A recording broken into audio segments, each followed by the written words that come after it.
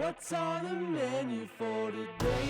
What's going on? Welcome in. Hope everyone had a great Thanksgiving weekend. We know that there were 4 different teams in the OUA that had themselves a great weekend. We're going to get into that here, but Connor O'Neill, Wade Zinketta, as usual, recapping the weekend that was. And what a weekend it was. We'll start with the Battle of Waterloo, the Thursday game of the week. And this was a fun game, start to finish. Gotta say, before we get into it, though, shout out to Laurier for wearing the all whites. That is absolutely one of my favorite looks in the OUA. I had to text Wade about it, but we had joked on the Thursday episode or Friday episode this last week that if Laurier, because we recorded prior to the game, if Laurier came out in anything of the yellow jerseys or pants, that they deserved to lose. It would have been a tough game, but they circled around and came out all white, so we can't. we knew they were winning from there. I know we're talking uniforms here, Connor, but you know what else was a sight to see? Quinton Scott. Yes, he 22 was. attempts, 184 yards, 2 touchdowns, did fumble the ball twice. But when Laurier needed to close out the game and they needed him the most, he was putting yards on the ground. He was, and he is absolutely a large part in why they won this game. I mean, when you have the ability to run the ball like that and keep a team's defense on the field, it just wears them down. And we've said it all season, it allows your quarterbacks, which Laurier has a very good one here in Taylor Elgersma, to have a day like he did, 18 of 32, 313 yards, 2 passing touchdowns. But also in the receiving game, Ethan Jordan, 7 receptions, 157 yards, and a touchdown in this one. So what Quinton Scott did on the ground for the Laurier Golden Hawks allowed Taylor Elgersma and company to rip the ball all over the field in this one. And I think this game cannot be talked about with a discussion of this Laurier Golden Hawks defense, Connor, because not only did they force 3 interceptions, but this team, the front 7, held the Waterloo Warriors. Nick Seward leading back, 11 carries, 2.7 yards per carry. His longest run of the day was 8 yards. So they had 10 carries for 22 yards outside of that. They forced Waterloo to be one-dimensional. The offense got out in front, really making them one-dimensional. And those guys came to play. Shamari Hutchinson, 2 interceptions. Patrick Burke Jr. as well with the big pick 6. These guys came to play in the Battle of Waterloo. They have had enough of Waterloo in years past kind of going after them offensively. They stepped up and made their mark in this one. They certainly did. And like you said, that Laurier pass rush was just something to behold. It was a great game in Waterloo, a great day for the Laurier Golden Hawks. But let's move on to the Friday set of games. The first one here kicking off the Thanksgiving weekend, the McMaster Marauders taking on the Guelph Griffins, and Mac bouncing back in a big way. Yeah, they certainly did. 41-12 was the final in that one. Wasn't so much someone having a massive day as much as McMaster just found their groove. They had a 100-yard rusher. They had Andreas Duick completing 60% of his passes, 66% of his passes. They saw the turnover, but the team maintained all game long. Yeah, they did. And, the other thing in this one is they scored when they had their opportunities to score. They were 100% scoring in the red zone in this game. A large part of that came on the 4 field goals. What a day it was from Ben McDonald. 4 field goals, dropped 2 punts inside the 20. So big day for him. Quick kicker shout out from us. But on the other sideline, man, like that's what it really comes down to for me is opportunities to score, creating opportunities to score, moving the ball downfield and giving your kicker chances to hit, 40, 35-yard field goals. And Guelph just hasn't done that this season. And I know I sound like a broken record on this one, but again, in this game against McMaster, 1 opportunity in the red zone. They converted, which is great, but you have 1 opportunity in the red zone. And also the other thing in this game to me that just can't happen is both of your quarterbacks throwing for 36 and 37 yards. I don't care if you have 4 quarterbacks in the game. Listen to this. Guelph on the day, Connor, had 4 drives total, 4, that were longer then a 2-and-out. 2 of those 4 drives, they just went for it and didn't convert, or they would punt it off anyways. So they had 2 drives, an 8-play drive, which scored their touchdown, and a 4-play drive, which had their field goal. So, and for me, hold up before we move on there. Sorry, quick shout a 6-play drive. So they had, the 2 plays or the 2 drives that eclipsed that were their scoring drives. So it was either they just didn't move the ball at all and put their defense back in a bad situation, or they drove and scored a touchdown or a field goal. Like, it's crazy to me to see the disparity in their offense. And to me, that just speaks volumes to the coaching scheme at Mac on the defensive side of the ball in this one. They absolutely squeezed the life out of the Guelph Griffins. Yeah, they really did. And Eric Strands had a nice day punting, for what it's worth, 10 for 382 yards. But no, I think for Guelph, it's just a matter of finding who they are. They have not had much help at the quarterback position. Clark Bynes finally came back. He had 3 for 8. That is the best weapon in the OUA. 3 for 8, longest of 4 yards. Come on, find a way to get him the ball that's more creative. Nothing else, I think, needs to be said. So let's move on. All right, tell us. To the Twilight Zone. To the Twilight Zone, Connor. We're going to the Twilight Zone because not only did the York Lions kick their first field goal since like 2019, they also had a blocked punt for a touchdown. And no, I don't mean like York was punting and got it blocked for a touchdown, because we've seen that lots. York physically blocked someone's punt and scored the touchdown to close out the first half. It was a hell of a play too.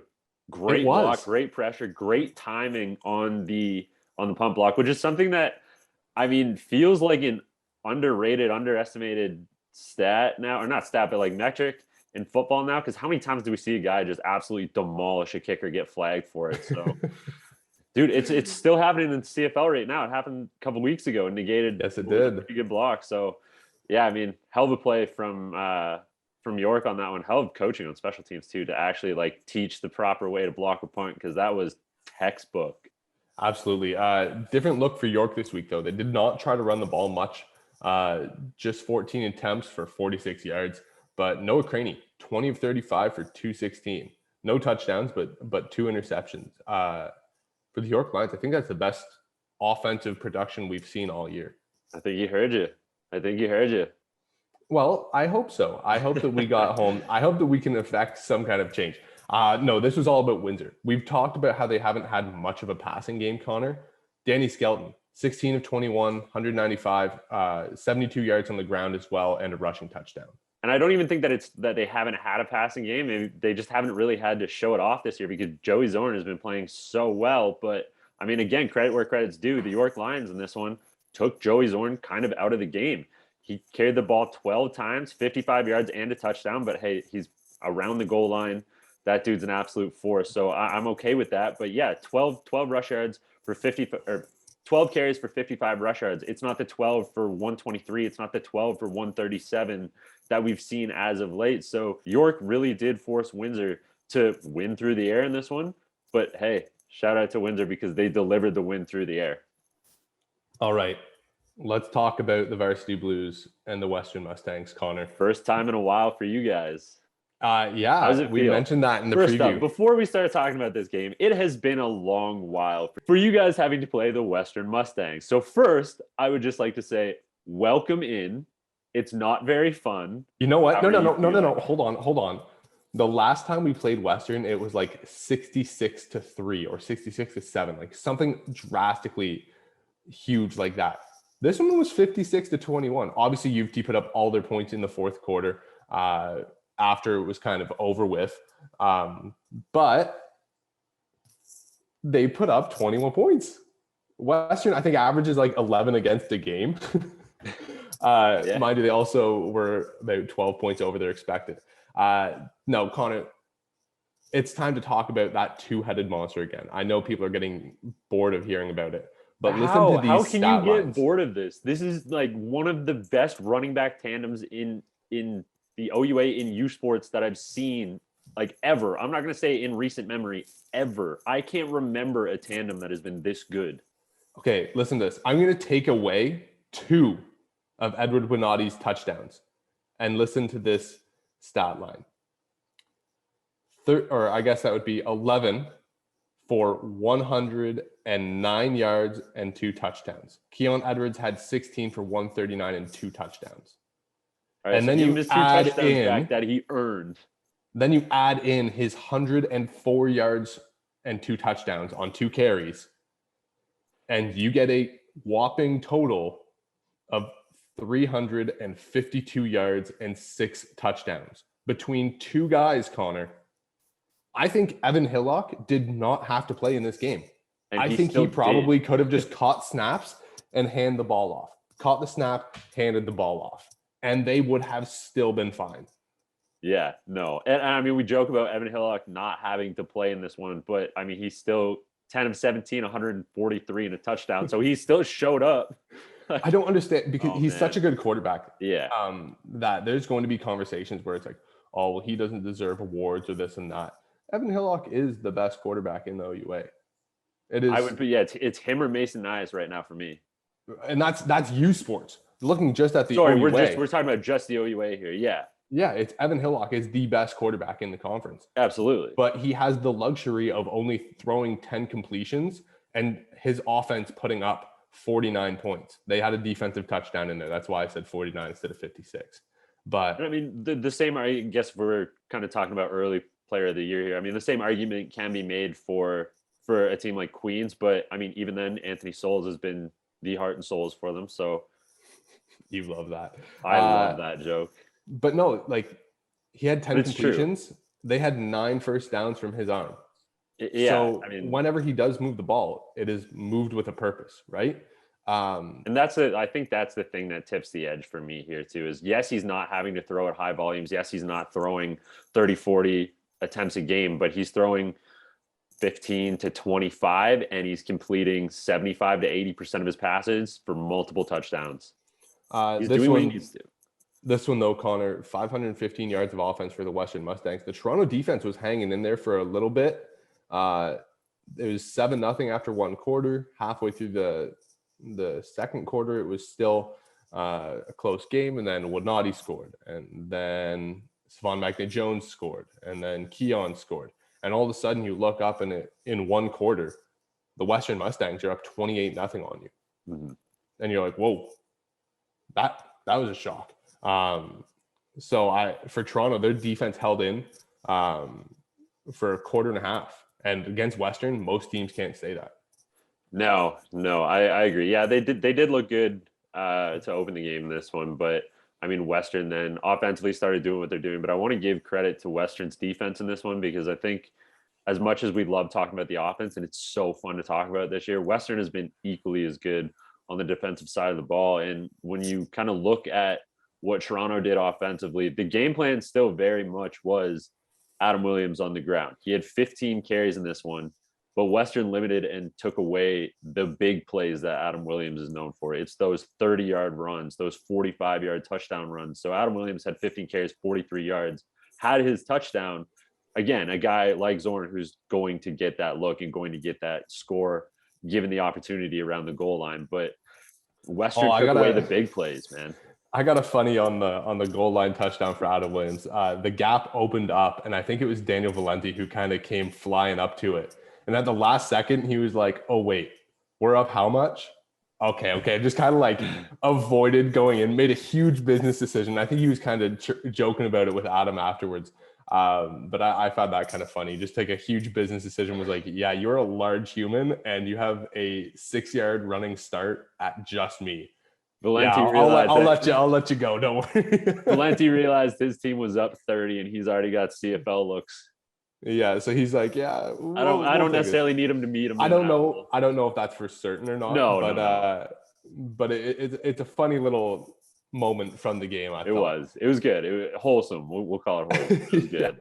Stuff you like to see in games like that. Valenti and the Western DBs, though. Listen to these stat lines for the U of T quarterbacks. Kinsale Phillip, 8 of 17, 74 yards. Scott Barnett, who came in at the end of the game, 4 of 7, 69 yards, touchdown and pick. And then Charlie McMillan, 1 of 2 for 5 yards and a pick. I believe Charlie threw the pick 6 to Panabaker. So Kinsale Phillips was just limited on what he could do. And then as soon as the other quarterbacks came in, Western starts taking advantage, jumping all over passes. And there was a couple times where Kinsale had a ball that was very close to being picked off as well. They swarmed all game long. And I think that's what a guy like Daniel Valenti does on the back end for you, right? Like he's just so smart that he can pre-snap direct all this traffic, get guys lined up. Mm-hmm. And I mean, it's clear that the Western DBs do their film study because they are around the ball no matter what. Absolutely. But that closes us out for this weekend, Connor. We get some big action next week. Mac, Queens. That one's going to have some playoff implications as Mac is starting to hunt for that final playoff spot. But if you guys want to check out the games you just heard about, head over to OUA.tv.